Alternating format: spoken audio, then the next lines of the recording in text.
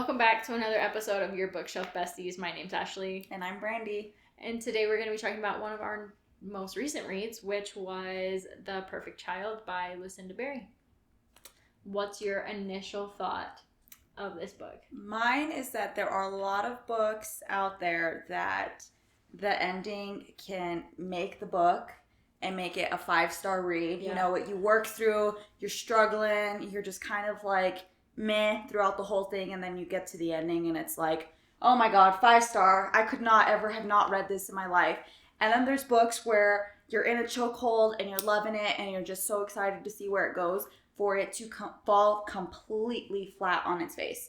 And instead of like starting out as a 5 read, you end as like a 2 or 3-star read. So I think this book is definitely falling flat on its face because of the ending, even though I really enjoyed 90% of the book. It's just like 10% of the book was just like ruined it. I felt Completely like ruined. I really did enjoy it off the bat, which is why when I started reading it, I told you right away, like, you should read this book. It reminded me so much of that movie, The Orphan. Yeah. So much. And I'm I think that's how I was picturing the girl for some reason. I don't know why. That's in my head. She was that girl. Oh, just like creepy and like you've seen that movie, right? Yeah, that movie creeped me out. Yeah, that Not one. to segue for the movie, but the whole book, I just kept thinking like, when's she gonna break her arm and something? Yes, and I was like, that's literally the girl that I was picturing for some reason.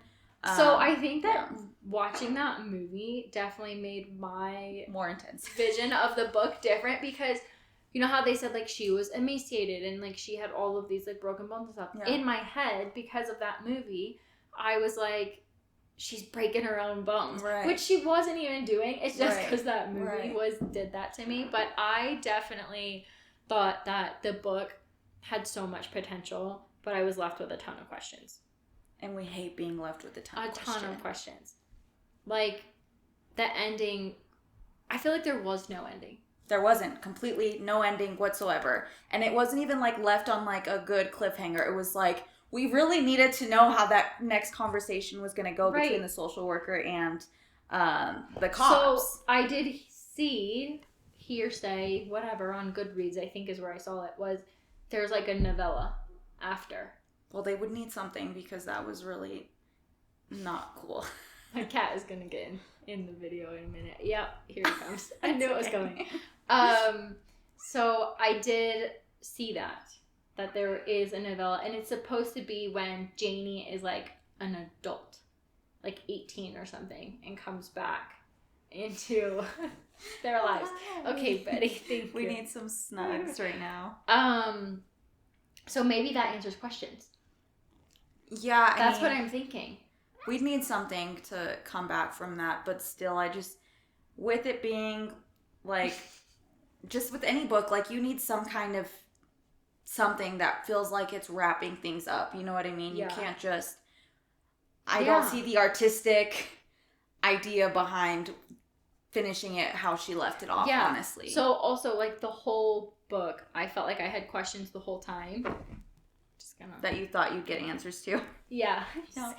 She said nope. So I, like, when we find out that Janie's mom got stabbed or whatever, where is all the answers to that? Like, a lot was going on. And honestly, I'm kind of thinking, if she was chained up, right, how did she stab her mom? Right, and who was the person, and who was the man's voice in the background that they heard on the audio clip?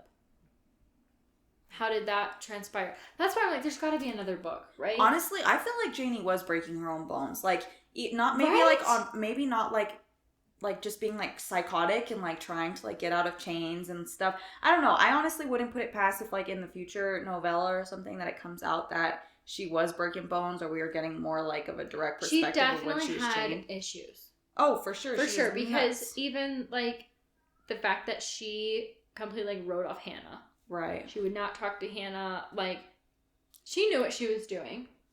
She knew what she was doing when she was getting kicked out of schools on purpose. Like, she knew the whole time. She was manipulative. For sure. And she had, like, mommy issues, which doesn't really make sense, though, because it doesn't sound like the mom, like when we do kind of see that little bit, the mom was like really trying, and she was, you know what I mean? So I don't really understand like what her issues were with that, unless maybe it was because when she was younger, because she was with the grandma first, remember? But even the grandma was like, the child's evil, right? From the get-go. So my thing was, I definitely thought when they were like, oh, she has issues, mommy issues. Right. First time ever, mommy issues. It's always daddy issues. But my immediate thought was, no. Yeah. She's just manipulative. Like, she's crazy. That was my immediate thought was, no, she doesn't. She's just a psycho little girl. But then it's just like, why did she choose to like be good to the dad? You know, like why was he the lucky one that she like ends up being nice to him and I'm gonna have to read the novella because I do also want to know that. Like, why did she cling to the dad? Why did she cling to Christopher? Right. The whole time from the beginning. Like, right. That's what I'm saying. I'm like, I don't know. She wrapped him around her finger from the get-go. Yeah. No, I completely agree. But speaking of the dad, what are your thoughts on Christopher? He's like delusional, but I'm so confused because, like I said, Janie like wraps him around her finger, and then like he falls in love with her. So I get it. The whole like if you put yourself in like a parent role, you're like, my child does no harm. I love my child. They're the perfect child, right? You know, but he knew stuff was going on. You can't know, like you can't live in that house and not know that this little girl has issues. And him even being like a doctor, like completely in the mix with people who know very clearly. So he knew she was dangerous. In my opinion, he knew she was dangerous when 100%. She went to live with the aunt. Yeah, I completely agree. So that's what I'm saying when I texted you and I was like, if I was that like in-law, I would be suing too, because seriously, you're going to tell me that you knew your child killed an animal, that you knew your child was doing all of this crazy stuff at school. Yeah. And you didn't tell me anything about it before bringing her into my home with my kids and my wife. Oh my God, I would have lost it. Honestly, I would have been like, and now my wife is dead. You know what I mean? My kids are motherless. I'm thankful that my kids are okay. I mean, I would have been psychotic too. But he was really delusional, and I felt like so negligent about what he was writing off, because even if him loving Janie as much as like he said he did, I'm like, there still comes a time when you've got to be like, okay, she's a very like big danger to herself. Like, we need to do something, like not only for everyone else, you know, you think that'd be enough, but also for her. I think that, he just confused me. His character just annoyed me the whole book. Yeah. I didn't really like him from the beginning. I didn't like... This is bad, but I didn't like how much he liked the little girl because she was crazy. And you've got to be able to see that. Right. And if you don't, something's wrong with you. What did you think about the ending with the mom? Not like the ending. With Janie's mom or with Hannah? With Hannah. With Hannah. About when they found her diary and all the like crazy thoughts. Like how she so I got a little confused because I was like, wait, is she seeing like demons and stuff, what I mean? Or stuff like that. Like, I was a little confused, like, why is she like now seeing stuff? Or was that just tied to postpartum psychosis? You know what I mean? Because she was also there's so many unanswered questions in this book. Like, I also am wondering, part of me thought like, did Janie write this? My first thought was like, Janie wrote this and planted it on Hannah, right? This seems way too out there, way too far-fetched. That's why I have so many questions. But then when we went to Hannah's view, though, she was like, yeah, I did it. I did it. And that's why I was like, okay, so she didn't do it. But I'm really thinking she actually did have some kind of psychosis going on because of her postpartum. But I don't think that Janie was helping it. Like I said, there's so many unanswered questions in this book. Yeah, I genuinely want to know, like, that to me was like, the storyline was already good and like out there. Yeah. And then they throw that in and I was like, another thing. I mean, maybe this is just leading in because maybe that kid really is like the spawn of a demon or something. You know what I mean? The next book we find out that she comes from like the I'm wondering underworld. if there is going to be a second book. I know there's like supposed to be the novella, but I don't know if there's actually going to be a book about it. I haven't looked. Maybe there is. Yeah. What did you think about Hannah? Did you like her mom? Did I like Hannah? Mm-hmm. I I didn't like dislike her. Yeah. I feel like I probably would have tried to drown that kid too. Yeah. You know what I mean? I was like, ugh. Or what did you think about when Piper, the social worker, ends up getting in trouble because they're like, you know who the caseworker was that was supposed to check on Janie with her biological mom? You. And then they're like, now you're getting in all kinds of trouble. Like, what did you think about that? God, this book was just so, it's, like I said, so many questions are unanswered because it just seemed to go, there were so many different sub-story, like, other storylines, you know what I'm saying? Like, within one book, there was multiple storylines. So I think that's where I started to, like, I don't want to say zone out, but just kind of was like, I've just got to finish this book at this point because I'm confused on a lot of things. But I didn't really, like, I got the point of that storyline within the storyline with, like, Piper having the own chapters of her getting interviewed. But at the end, you're just left with more questions because you're like, what was the whole point of her even having her own chapters? Even having the chapters? If nothing was solved like that. Nothing was solved. There was no, if you think about it, there was no reason for the, like, I thought those chapters were gonna come in and be like, something. Janie ended up being this psycho child and this lady solved it for them, but there was no, like, connection of why they even had her perspective in it. That's actually very true, because I was thinking the same thing in the beginning when they were, like, interviewing her, or she was doing her stuff in the beginning of the book. I was like, oh, she's gonna be the one who's, like, getting all of these pieces from, like, the parents, from, like, the Cobbs, from her biological parents. She's gonna be the one navigating all of this because she's, like, the social worker. I thought she was gonna piece it all together and solve the murder of the mom, or solve all of those, and be able to tell him, like, she's the killer, like, she's I thought that was kind of gonna happen also. Nothing happened with it. I feel like it just, like, the author was writing a great story and then she was like, I'm just gonna end the book. Yeah.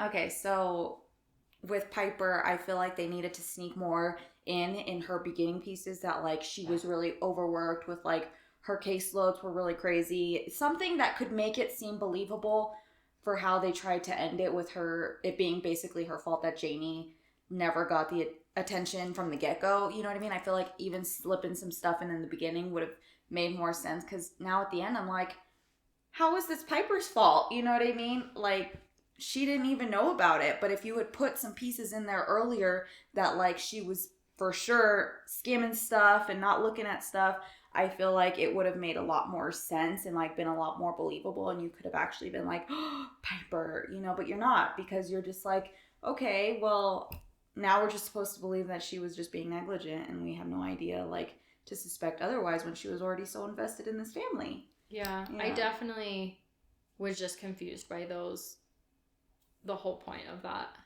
Because even at the end, when she was like, I can't even remember what she said. At the very end. Where she was like, I'm so close with this family, like, they're going to be so mad or something. No, when she was like, don't answer the door or something like that. Oh, she didn't want them to answer the door because the cops were going to come and tell the dad that he was in trouble? Yeah. Because they were going to find him guilty. But I'm like, I don't know if... But there was another part after that. Like, the very end with her. What was, like, the very, very end with her? The very end is when they show up at the door with the cops. Yeah, when they show up at the door. Yeah. So they had told her the day before. They're like, we're all going to meet at 8 a.m. and, like... Did read this book. Go tell them that you were the person on this case. Yes. Like, I was like, okay. Right? You know what I mean? There's still so... Like, she even mentioned, she's like, I'm just one step in, like, a huge process, which is so true. I don't know why they're like, you know what I mean? It's like, the whole system failed. It wasn't just her. So I don't know why they were like, you're going to come with us to this family you're really close with, and you're going to tell them what you did. I was just like, okay, that didn't hit, I don't think, the way it was supposed to. No, I don't think so. I think the book kind of fell flat. Just, for sure. There's a lot of questions and pieces that to me was like... just not believable, or just not, like, making you feel like it was... Yeah, no, I agree. Totally agree. So, out of all of it, what would you say that your final score is for this? Like a 2.5 or a 3.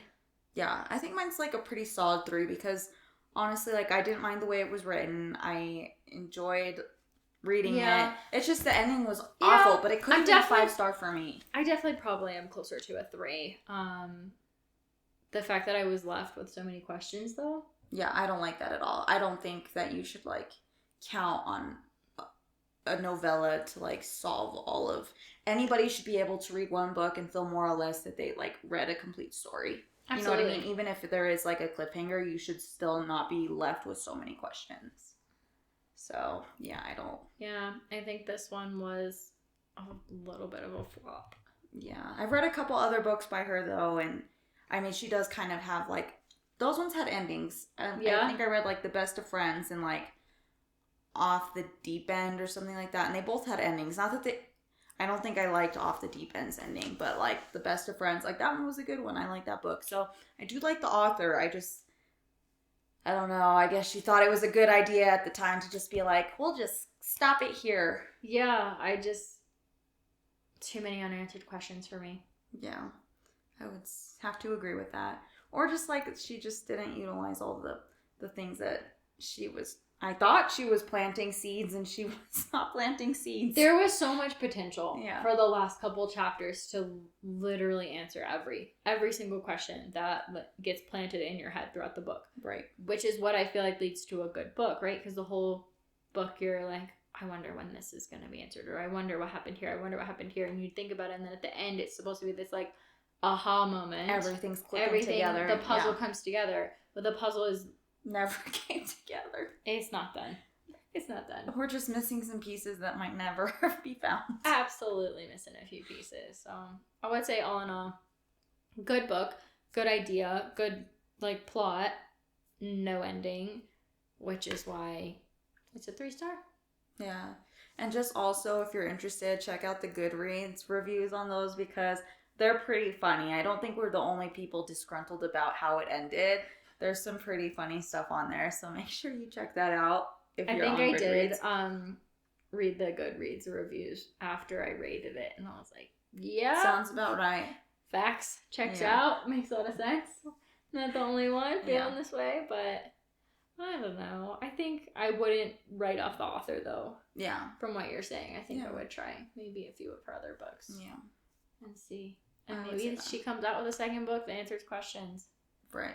On this one. Not that I think it would save it, because again, I don't think you should have this many unanswered questions ever when you read a book, you know. No. So, yeah, but make sure that you are leaving comments, anything that we missed that also you liked, didn't like, anything like that. We'd love to hear some feedback. So, or if you have any books that you want us to read and review and rate for you, we'd also love to do that as well.